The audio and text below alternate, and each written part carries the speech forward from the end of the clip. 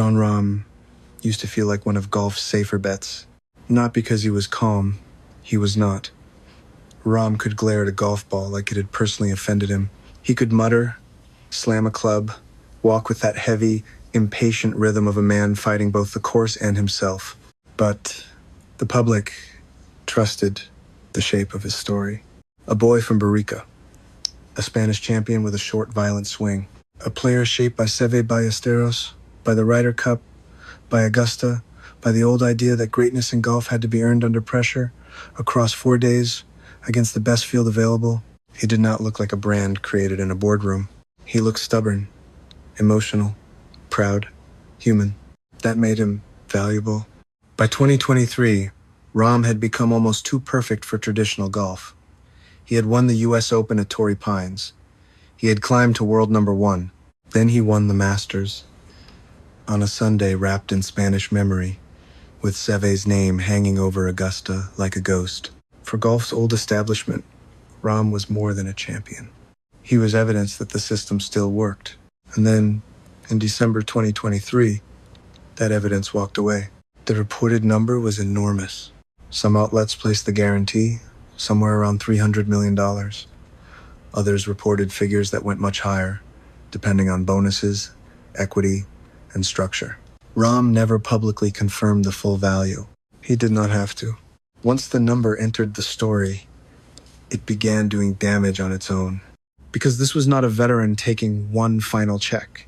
This was not a declining star moving quietly into golf's side room. Jon Rahm was a reigning Masters champion. He was still in his prime. He had been one of the men people pointed to when they said the best players still belonged on the PGA Tour. Then he signed with LIV Golf, and a quote from the year before came back with him. In 2022, Rahm had been clear about LIV's format. 54 holes, shotgun start, no cut. To him, that did not feel like the golf he had grown up respecting.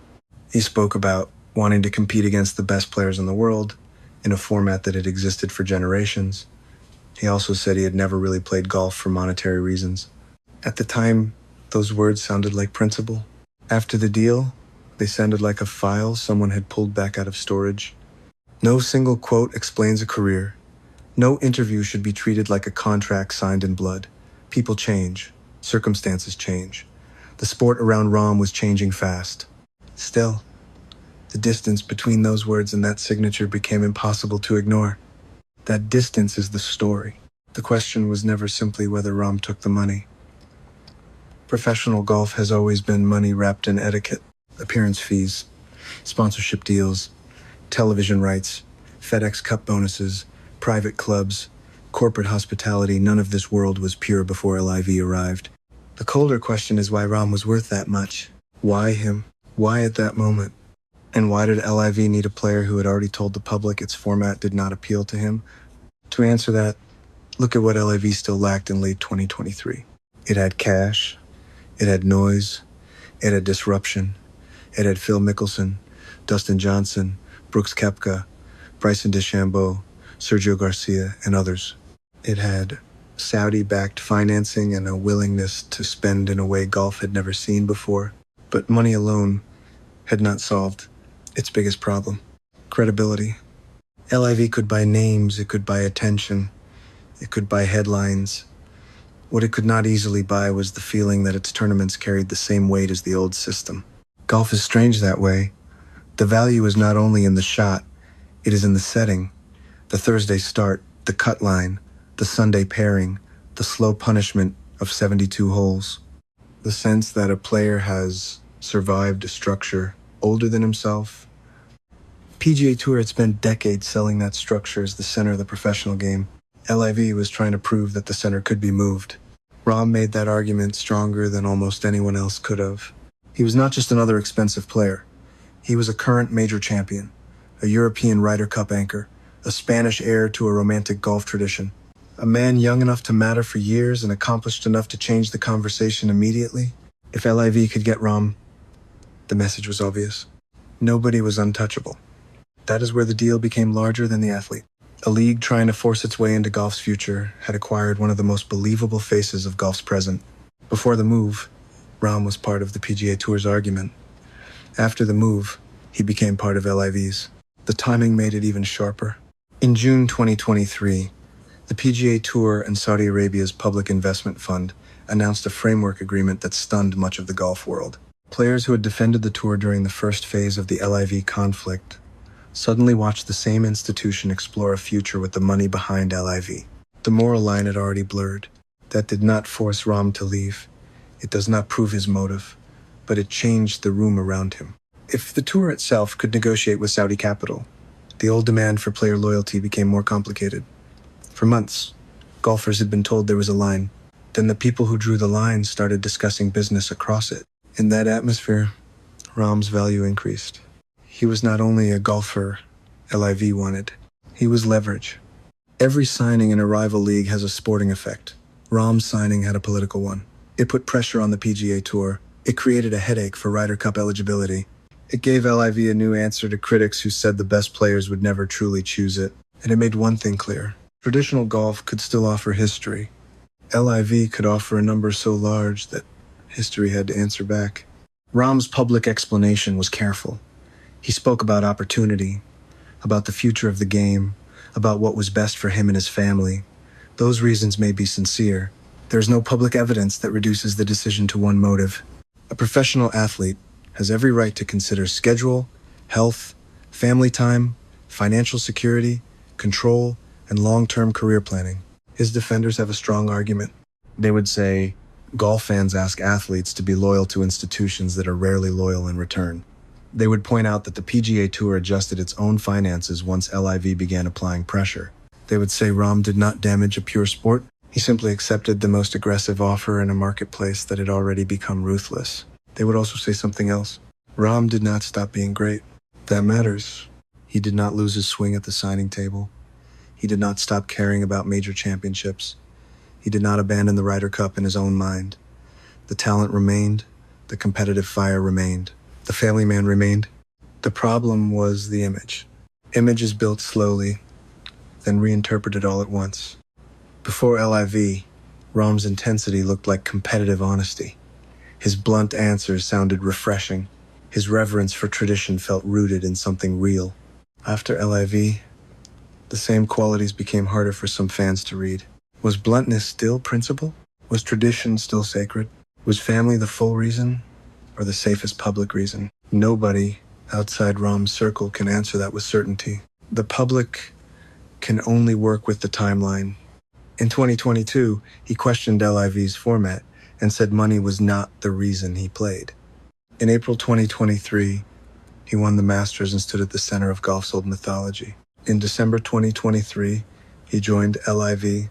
Soon after, the PGA Tour suspended him and removed him from FedEx Cup eligibility.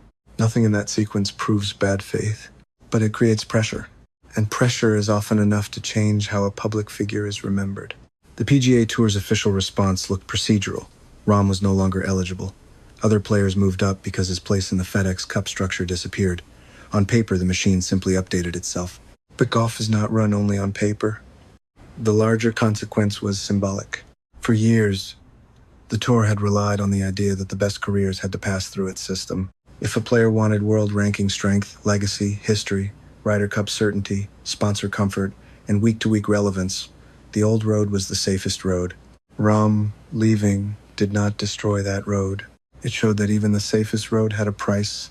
That is why LIV gained more than a player. It gained a story it could keep using. A Masters champion chose us. A man in his prime chose us. A player who once sounded unconvinced chose us. The league did not need to say the rest out loud. The signing spoke for it. For the PGA Tour, the loss was not only competitive. It weakened a sentence the tour had been telling the world, that the best still believed. Rahm had believed, at least publicly, or he had sounded like he did. Then he crossed. That crossing forced golf into an uncomfortable admission. The sport's future was no longer being shaped only by trophies. It was being shaped by capital, contracts, eligibility rules, ranking systems, and private negotiations that fans would never fully see. The fans saw Rahm in a new jacket. Executives saw a pressure point. The Ryder Cup became the clearest example.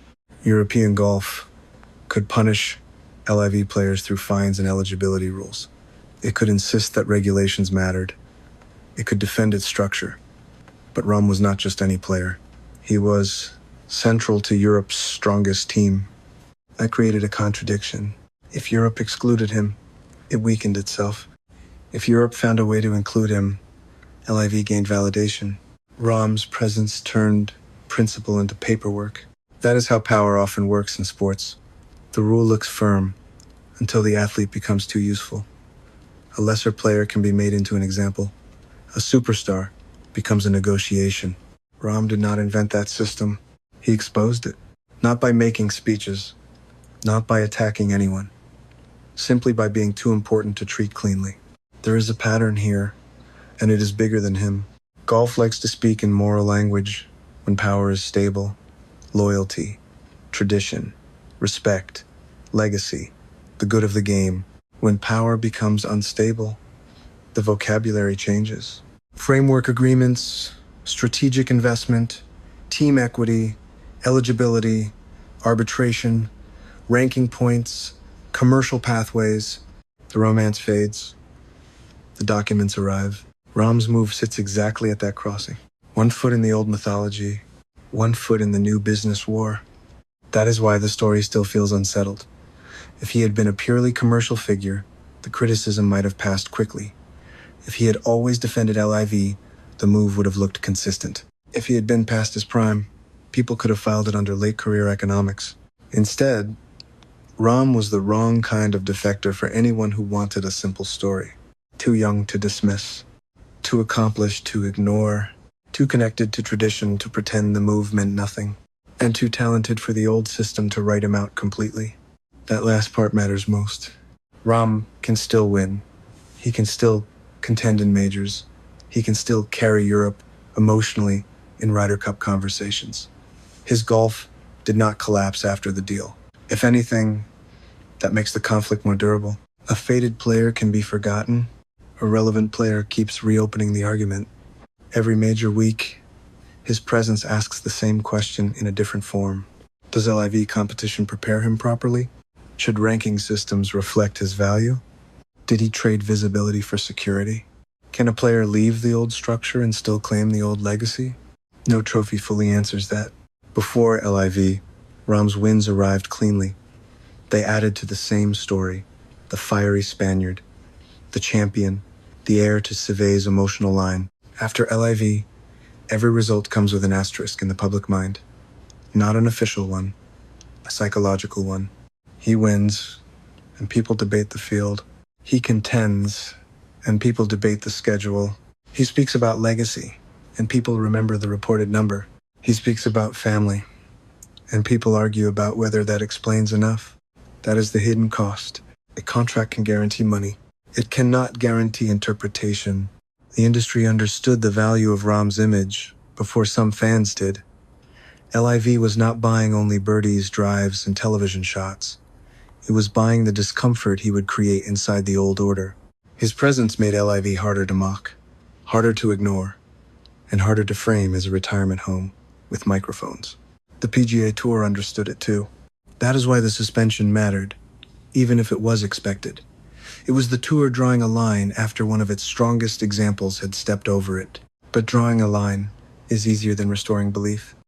Once fans see the old system negotiate with the money it once told players to reject, and once they see a player like Rahm cross after publicly questioning LIV, the sport cannot simply return to its earlier language. Something has shifted. Maybe not forever, but enough. Rahm became the face of that shift because he carried both sides inside the same career. He loved the old stages, Augusta, Torrey Pines, Ryder Cup Sundays, Spanish golf history, the places where legacy is supposed to feel heavier than money. Yet his most disruptive career decision belonged to the new economy. Guaranteed capital, team ownership language, reduced schedule, global expansion, a league built to challenge golf's old gatekeepers. That tension is not a small contradiction in his biography. It is the spine of the story. The old Rahm did not disappear. That would be too easy. He still looks like himself over a shot. Still intense, still proud, still capable of turning pressure into violence through the ball. But the audience around him changed. Some see a father and athlete making the best decision available in a fractured sport. Some see a champion who helped legitimize a project he once appeared to reject. Some see both at the same time and do not know where to place the discomfort. That may be the most honest reading. Rahm is not a villain in a simple morality play. He is a case study in what happens when modern sports put a price on belief. The number did not buy his talent. The talent was already there. The number bought access to the meaning around that talent. That meaning included Augusta, Spain, Seve, the Ryder Cup, the PGA Tour's argument about where greatness belongs, the fans' belief that Rahm was one of the players least likely to be moved. When he moved, all of that moved with him. And now, whenever Rahm talks about history, the sentence has company. The old quote is still nearby. 54 holes, shotgun start. No quote. Not the kind of tournament he wanted. The quote does not convict him. It does not explain everything. It does not erase the right of a player to change his mind, but it remains there, quiet, useful. A record of the man golf thought it knew before the offer arrived. Maybe Jon Rahm simply made a rational decision in an irrational industry. Maybe he saw the future before others wanted to admit it. Maybe the PGA Tour's own negotiations made loyalty feel like a one-way demand. Maybe the reported money was so large that every other explanation now has to fight for air. The public record does not give one clean answer. It gives a sequence. A champion said no. The market came back. The number grew. The champion said yes. And the sport had to pretend it knew what that meant. It still does not. Because the real damage was never that Jon Rahm joined LIV. The real damage was that he made the old question unavoidable. If even he could be moved, what exactly was holding the sport together? Maybe tradition, maybe money, maybe habit, maybe fear of finding out that the answer had changed years ago. Rahm's talent survived the deal. His image did not survive unchanged. That is the part no contract can protect. The swing is still there. The trophies are still real. The green jacket still hangs in history. But now, behind every conversation about Jon Rahm, there is another conversation waiting. Not about how good he is. Everyone already knows that. The question is what his choice revealed about golf. Maybe LIV did not just buy a player. Maybe it bought the proof that belief has a market price. And if that is true, the reported number was never the most important part. It was only the receipt.